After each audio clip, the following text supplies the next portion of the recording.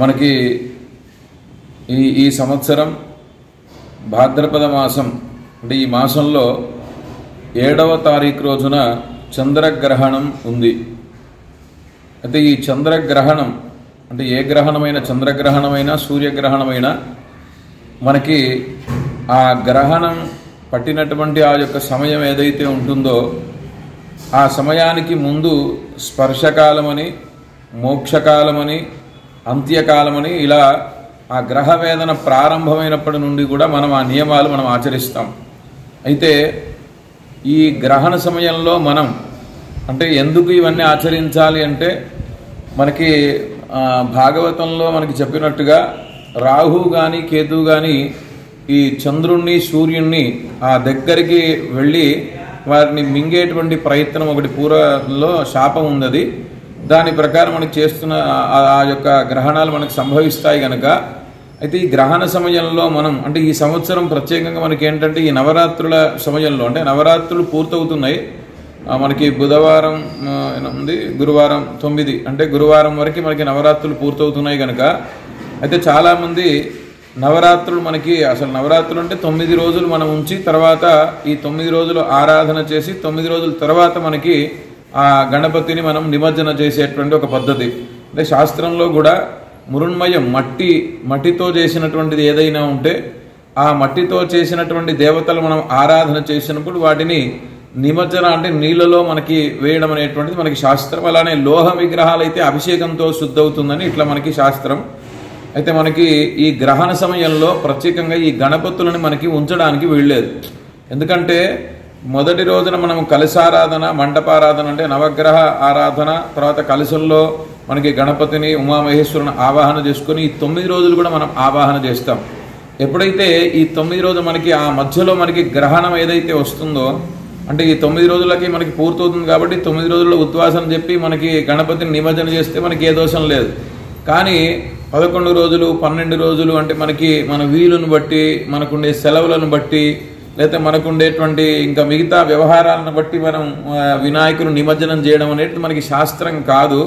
అది తప్పకుండా ఈ సంవత్సరం అయితే మరి గత సంవత్సరాలుగా 11 రోజులు 12 రోజులు 13 రోజులకు మనకు తీసిన రోజులు ఉన్నప్పటికీ ఈ సంవత్సరం మాత్రం మంటపం అంటే ఈ ఆరాధనలో భాగంగా మనకి దానిపై నుండి చంద్రగ్రహణం పోవడానికి వీలేదు. ఎందుకంటే చంద్రగ్రహణం అట్లనే మనం కలశాలు అవన్నీ కూడా ఉంచి మనము నిమజ్జన చేయకపోతే ఇన్ని రోజులు చేసినటువంటి ఆరాధన మనకి అది పనికి రాకుండా పోతుంది. ఎందుకంటే 9 రోజులు మనం ఆరాధన చేసి ఒక శక్తిని ఆ కలశంలో ఉంచుతాం. లాస్ట్ రోజు చివరి రోజున ఎవరైతే మనకి ఆ గణపతిని అక్కడ ఉండేటువంటి కొంత యూత్ కానీ మిగతా ఉండేటువంటి దంపతులు కానీ కుటుంబాలు కానీ అందరు కలిసి అక్కడ ఏర్పాటు చేసుకున్నటువంటి ఆ 9 రోజుల ఆరాధన జరిగిన శక్తిని మనకు ఆ కలశంలో తీర్థాన్ని యజమానులకి పురోహితులందరూ అక్కడ ఉండేటువంటి పూజ చేసినటువంటి అర్చకులందరూ కూడా అక్కడికి వారికి ప్రోక్షణ చేయడం జరుగుతుంది. అయితే ఆ ప్రోక్షణ ద్వారా ఈ నవరాత్రుల ఫలితాన్ని యజమానులు పొందుతారు.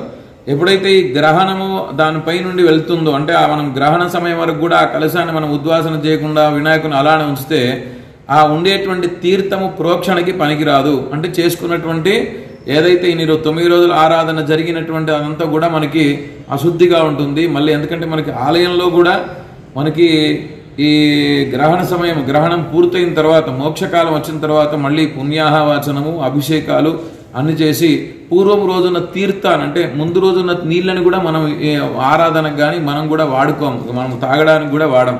అటువంటిది మనకి 9 రోజుల ఆరాధన జరిగింది, దానిపైన గ్రహణం వెళ్ళిన తర్వాత మనం ఆ తీర్థాన్ని ప్రోక్షణ చేసుకుంటే అది మనకి అంత శుభకరమైనటువంటిది కాదు. కనుక అందరూ కూడా గమనించి మనకి ముందుగానే అంటే గ్రహణానికి ముందుగానే వినాయకుని నిమజ్జన చేసి ఈ ఇన్ని రోజులు మనం చేసుకున్నటువంటి ఈ యొక్క పూజా ఫలాన్ని మీరందరూ కూడా పొందవలసింది. ఎందుకంటే మనకి శాస్త్రము, ధర్మము, మనం ఇచ్చేటువంటి ప్రమాణం ఏదైతే ఉందో అదే మనం ఆచరిస్తేనే దానికి తగినటువంటి ఫలాన్ని మనం అందరం కూడా పొందుతాం. కానీ మనకి సమయం లేకనో మనకుండేటువంటి పరిస్థితులను బట్టి మేము గ్రహణం ఆ తర్వాత చేస్తామనంటే అది మనకి శాస్త్ర సమ్మతము కాదు. దానివల్ల వచ్చేటువంటి ఫలాన్ని మనం శుభ ఫలాన్ని పొందడమే కాకుండా అశుభ ఫలాన్ని పొందేటువంటి అవకాశం కూడా మనకి ఎక్కువగా ఉంటుంది. కనుక ఇది అందరూ కూడా గమనించాలి. తర్వాత మనకి ఆదివారం రోజు చంద్రగ్రహణం సాయంత్రం రాత్రికి మనం ప్రారంభమవుతుంది. అయినప్పటికీ మధ్యాహ్నం 12 గంటల నుండి గ్రహవేదన ప్రారంభం.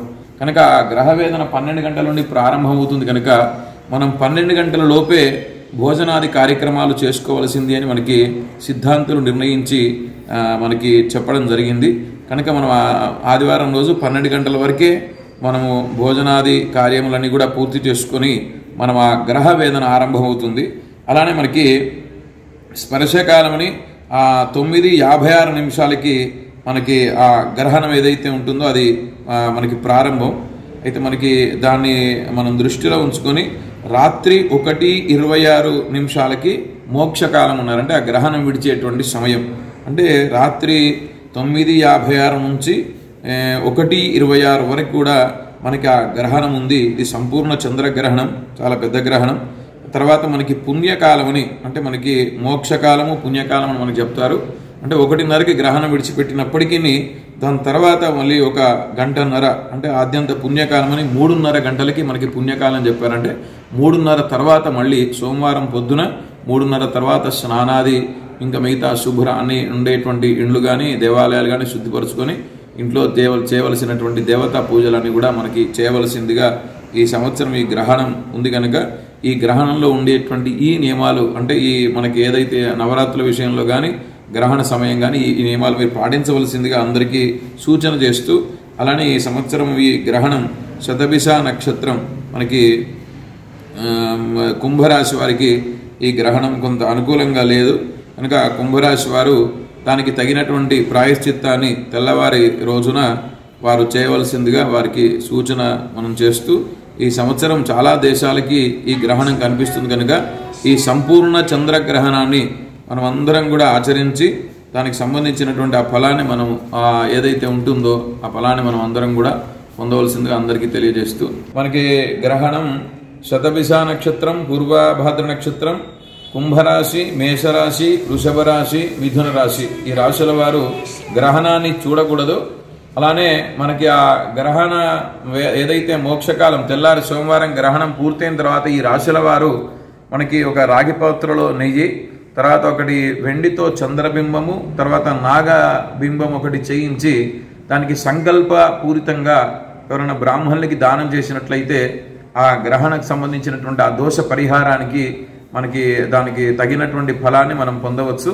అట్లానే మనకి గర్భిణీ స్త్రీలు ప్రధానంగా గర్భంతో అంటే 5 నెలలు దాటినటువంటి గర్భిణీ స్త్రీలు ఎవరైతే ఉంటారో వారు మధ్యాహ్నం 12:30 నుండి తెల్లవారి 3:30 వరకు కూడా ఆ నియమాలన్నీ కూడా మనకు పాటించవలసిందిగా వారికి తెలియజేస్తూ అలానే మనకి ఆ సమయంలో మనకి నీళ్లు తాగడం ఇంకా తర్వాత భోజనాది కార్యక్రమాలు మిగతా అవి చేయకుండా వారు ఉండడం అనేటువంటిది ఒక నియమం కనుక ఆ నియమాన్ని తప్పకుండా పాటించవలసింది.